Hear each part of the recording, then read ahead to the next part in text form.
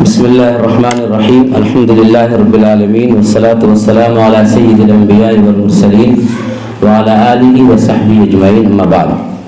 ہمارے لیے مسرت و شادمانی کا موقع ہے کہ ہمارے درمیان ایک معزز مہمان ایک عظیم مقصد کے تحت تشریف لائے ہیں، اور مقصد ہے اتحاد و اتفاق۔ اتحاد و اتفاق کی کیا ضرورت ہے، کیا اہمیت ہے، یہ سب جانتے ہیں۔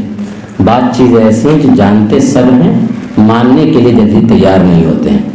اس لیے ماننے کے لیے تیار نہیں ہوتے ہیں کہ اس میں قربانی دینی پڑتی ہے، کچھ چھوڑنا پڑتا ہے، کبھی انا کی قربانی دینی پڑتی ہے، کبھی اپنے بعض دیگر اپنے مفاد کی قربانی دینی پڑتی ہے، اور جب قربانی دینے کی باری آتی ہے تو امت پیچھے ہٹ جاتی ہے۔ یہ ہمیشہ سے رہا ہے، لیکن عظیم مقصد والے کبھی پیچھے نہیں ہٹتے ہیں۔ ہمارے یہاں بڑے شاعر گزرے ہیں، ڈاکٹر کلیم عاجز، انہوں نے کہا اگرچہ عشق میں مرنے کا خطرہ بھی زیادہ ہے، مگر مرنے کے ڈر سے مرنے والے کم نہیں ہوتے۔ جن کو کام کرنا ہے وہ کام کرتے رہیں گے اور ہمیشہ کرتے رہیں گے۔ وہ لا یخافون لومۃ لائم، کسی ملامت گر کی ملامت کی پرواہ نہیں کریں گے۔ اور آپ جب عظیم مقصد کے لیے اٹھتے ہیں، جب سامنے والے کو وہ عظیم مقصد پسند نہیں آتا ہے تو وہ یہ تو نہیں کہہ سکتا ہے کہ وہ مقصد مجھے پسند نہیں، پھر وہ یہ آپ پر الزام لگائے گا کہ یہ اپنی حکومت کے لیے، اپنے عہدے کے لیے، اپنی دولت کے لیے یہ ایسا کر رہا ہے۔ جیسا کہ ہمارے تمام نبیوں پر یہ الزام آیا کہ شاید یہ حکومت چاہتے ہیں، شاید یہ عہدہ اور رتبہ چاہتے ہیں، شاید یہ عزت چاہتے ہیں، لیکن جو نبی کے نقش قدم پر چلنے والے ہیں، جو نبی کے وارثین علماء کرام ہیں، انشاءاللہ ان چیزوں کی پرواہ کیے بغیر اس پر چلتے رہے ہیں اور چلتے رہیں گے۔ ہمارے مہمان معظم کے پاس چونکہ وقت کم ہے، اس لیے میں زیادہ کچھ نہ کہہ کر کے میں چاہتا ہوں کہ ہمارے بچیوں کو کچھ استفادے کا موقع ملے۔ یہاں پر بچیاں عالمہ کورس کر چکی ہوئی بھی ہیں۔ عالمہ کورس میں جو بچیاں ہیں وہ 13 بچیاں یہاں پر ہیں جو عالمہ کورس میں لاسٹ فائنل ایئر میں ہیں۔ اس کے علاوہ جو مشکات شریف کہلاتی ہے عربی چہار، اس کی بچیاں ہیں 7 بچیاں اس میں ہیں۔ نیچے عربی سوم، عربی دوم، عربی اول تک کی بچے ہیں۔ میں بہت ہی ادب و احترام کے ساتھ اپنے مہمان مکرم سے درخواست کرتا ہوں کہ تشریف لائیں، ہمارے بچوں کو استفادے کا موقع دیں۔ السلام علیکم ورحمۃ اللہ وبرکاتہ۔ اعوذ باللہ من الشیطان الرجیم، بسم اللہ الرحمن الرحیم۔ نہایت خوشی کا مقام ہے اور ہمارے لیے نہایت مسرت آمیز لمحہ ہے کہ پروردگار عالم نے یہ بہترین موقع عنایت فرمایا، اور آج آپ حضرات کی خدمت کا موقع نصیب ہوا۔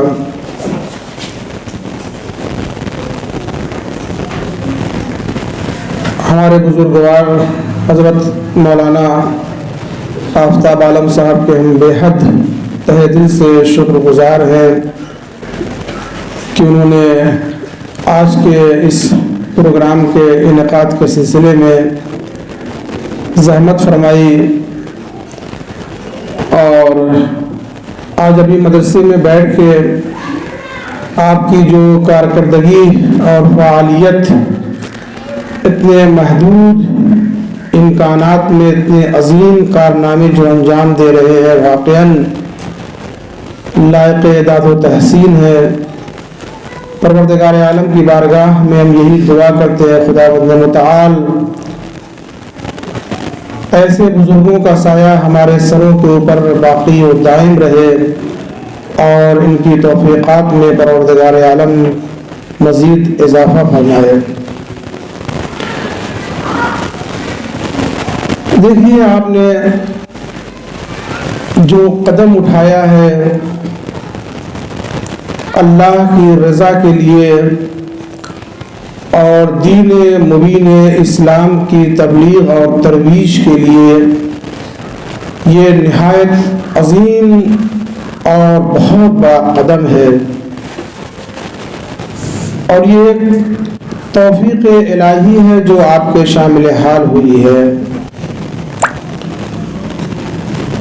سماج و معاشرے میں نہ جانے کتنے ایسے بچے اور بچیاں ہیں جنہیں پروردگار عالم نے یہ توفیق کرامت نہیں فرمائی ہے، لیکن چونکہ پروردگار عالم نے آپ کے اندر وہ استعداد اور وہ صلاحیت دیکھی ہے، اس لیے خداوند متعال نے آپ کا انتخاب کیا ہے اور آپ کو یہاں کے اوپر بلایا تاکہ آپ دین کی تعلیم حاصل کرنے کے بعد سماج اور معاشرے کے اندر جا کر دین کی تبلیغ کے امور کو انجام دیں۔ یہ کوئی معمولی مسئلہ نہیں ہے، یہ وہ کام ہے جو انبیاء الہی انجام دیا کرتے تھے، یہ وہ کام ہے جس کو جناب فاطمۃ الزہرا سلام اللہ علیہا انجام دیا کرتی تھی۔ آپ کو ان کے وظائف کو اس سماج اور معاشرے میں، ان کی تعلیمات کو اس سماج اور معاشرے تک پہنچانا ہے۔ بہت عظیم مرتبہ ہے آپ کا۔ اور اس کے بعد عزیزوں، میری خواہران گرامی، جب ایک کوئی طالب علم تحصیل علم کے لیے نکلتا ہے، چاہے وہ مرد ہو یا عورت ہو، تو روایات میں ملتا ہے کہ فرشتے اپنے پروں کو بچھا دیا کرتے ہیں، اور مدرسے میں آنے کے بعد ایک طالب علم جب بسم اللہ کہتا ہے تو پروردگار عالم اس کے والدین کو اس کی برکت سے اس کے گناہوں کو معاف کر دیتا ہے۔ بڑا معروف واقعہ ہے کہ جناب عیسیٰ علیہ السلام کا گزر ایک قبرستان سے ہو رہا تھا۔ ان کے ساتھ ان کے حواریون اور ان کے چاہنے والے تھے۔ آپ نے اشارہ کیا کہ دیکھو جلدی سے یہاں سے گزر جاؤ، دیکھو اس قبر کے اوپر عذاب نازل ہو رہا ہے۔ اور پھر دوبارہ کچھ دنوں کے بعد اسی قبرستان سے جناب عیسیٰ اپنے حواریون کے ساتھ گزر رہے تھے، تو جناب عیسیٰ نے اشارہ کیا کہ دیکھو اس قبر پہ رحمت الہی نازل ہو رہی ہے۔ سوال کیا ان کے ساتھ جو افراد تھے، جو صحابہ تھے، ان کے ساتھ سوال کیا انہوں نے کہ بتاؤ، جناب عیسیٰ سے کہا اللہ کے حبیبی کیا وجہ ہے؟ بھی کچھ دن پہلے ہم جا رہے تھے تو اس قبر کے اوپر عذاب نازل ہو رہا تھا، لیکن آج اس کے اوپر رحمت الہی نازل ہو رہی ہے۔ کہا ہاں، اس نے ایک اولاد چھوڑی تھی، اس نے مدرسے میں جانے کے بعد صرف بسم اللہ کہا ہے، اس کی برکت سے پروردگار عالم نے اس کے والدین کے اوپر سے عذاب کو ہٹا لیا ہے۔ کتنی تاکید کی ہے سرکار دو عالم نے علم کے بارے میں، کتنی تاکید کی ہے۔ طلب العلم فریضۃ علی کل مسلم و مسلمہ، اس میں کوئی قید نہیں ہے کہ صرف مردوں کو علم حاصل کرنا ہے یا کسی ایک طبقے کو اس میں مقید نہیں کیا گیا، بلکہ تمام کے تمام، چاہے وہ مرد ہو یا عورت ہو، ان کے لیے طلب علم کو فرض اور لازمی اور ضروری قرار دیا گیا ہے۔ اس لیے کہ جتنا علم ہوگا اتنی ہی معرفت ہوگی، اور جتنی معرفت ہوگی ویسے ہی اللہ کی اطاعت ہوگی۔ یہ مقدمہ ہے اللہ تک پہنچنے کا۔ اور جب ایک طالب علم سے مزین ہو جاتا ہے تو پروردگار عالم اس کے درجات کو اتنا زیادہ بلند کر دیتا ہے، اتنا زیادہ بلند کر دیتا ہے کہ اس کے قلم کی سیاہی جو ہے وہ شہداء کے خون سے افضل ہو جایا کرتی ہے۔ جب ایک عالم یا ایک عالمہ بیٹھ کے دین کے بارے میں فکر اور تفقع کرتے ہیں تو اس کا فکر کرنا، اس کا تفقع کرنا جو ہے وہ 70 سال عام عبادت گزاروں کی عبادت سے بہتر ہو جایا کرتا ہے۔ یہ مقام اور یہ منزلت ہے، جس نے علم حاصل کر لیا وہ کمال تک پہنچ گیا۔ عزیز و مال ختم ہو جانے والا ہے، لیکن علم ہے جو باقی رہنے والا ہے۔ مولا علی کے پاس ایک گروہ آیا اور آنے کے بعد اس نے سوال کیا، ابھی میں دیکھ رہا تھا اسی کو، اس نے سوال کیا بتائیے مولا علی علم بہتر ہے یا مال بہتر ہے؟ مولا علی نے کہا کہ علم بہتر ہے۔ کیوں؟ اس کی وجہ بتاتے گئے۔ 10 آدمی آئے اور 10 نے یہی سوال کیا کہ مولا بتائیے علم بہتر ہے یا مال بہتر ہے؟ مولا نے کہا کہ علم بہتر ہے۔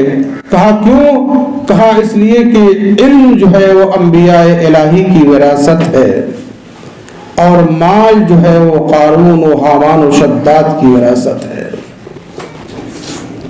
دوسرا شخص آگے بڑھتا اور آگے بڑھنے کے بعد اس نے سوال کیا مولا علی سے، کہا مولا یہ بتائیے علم بہتر ہے یا مال بہتر ہے؟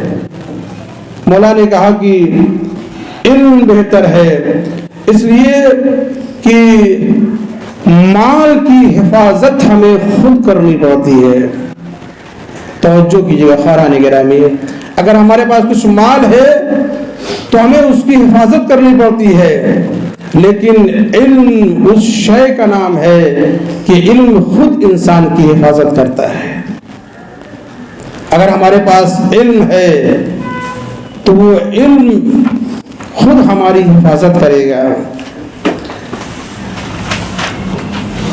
اس کے بعد ایک شخص اور آگے بڑھا، آگے بڑھنے کے بعد جو نے سوال کیا بتائیے مولا علی سے کہ علم بہتر ہے یا مال بہتر ہے؟ مولا نے کہا کہ مال سے علم بہتر ہے، اس لیے کہ مالدار شخص کے جو ہے معاشرے میں اکثر افراد دشمن اور اس سے بغض و حسد کرتے ہیں۔ آپ نے دیکھا ہوگا کہ جس معاشرے یا اس سماج میں آپ رہ رہے ہیں اس میں اگر کوئی مالدار شخص ہے تو اس کے دشمن بہت زیادہ ہوتے ہیں، اسے خطرہ بہت زیادہ ہوتا ہے، لیکن عالم جس کے اندر علم پایا جاتا ہے وہ بالکل مطمئن رہتا ہے۔ آج معاشرے میں مالدار ثروت مند جس کے پاس منصب ہے، جس کے پاس مال ہے، جس کے پاس دولت ہے، اتنا زیادہ مطمئن نہیں ہے جتنا مطمئن ایک عالم ہے۔ اس لیے آپ نے، میں باقی باتیں چھوڑ رہا ہوں چونکہ وقت بہت کم ہے، 10 افراد نے سوال کیا اور ہر ایک کا جواب مولا علی نے دیتے گئے اور اس کی وجہ بتاتے گئے کہ دیکھو کیوں علم جو بہتر ہے۔ یہی علم ہے جو انسان کو اس دنیا میں بھی کامیابی عطا فرمائے گا، اور یہی علم ہے جو انسان کو آخرت میں بھی کامیابی عطا فرمائے گا۔ والسلام علیکم ورحمۃ اللہ وبرکاتہ۔ جزاک اللہ خیر۔ میں پھر ایک بار تمام مہمانوں کا شکریہ ادا کرتا ہوں۔ اس سے پہلے جناب رہبر صاحب یہاں تشریف لا چکے ہیں، اور وہ بھی ایک شعبہ ہے کہ ادبی ذوق بھی بچے میں پیدا کرنے کے لیے رہبر صاحب نے ہماری درخواست کو قبول فرمایا اور ہماری بچوں میں باضابطہ انہوں نے کلاس لیا ہے شعر و شاعری کا، اس کا رول اور اس کی بہریں بتائی ہیں، اور الحمدللہ کچھ بچوں نے اس کو بنایا تو اس کو چیک بھی کیا الحمدللہ، اور جو واسطہ بنے ہمارے ندیم بھائی ان کا بھی بہت بہت شکریہ ادا کرتا ہوں۔ اللہ تعالیٰ ہم سب کی صحیح کو قبول فرمائے۔ سبحان اللہ و بحمدہ، سبحانک اللہم و بحمدک، نشہد ان لا الہ الا انت،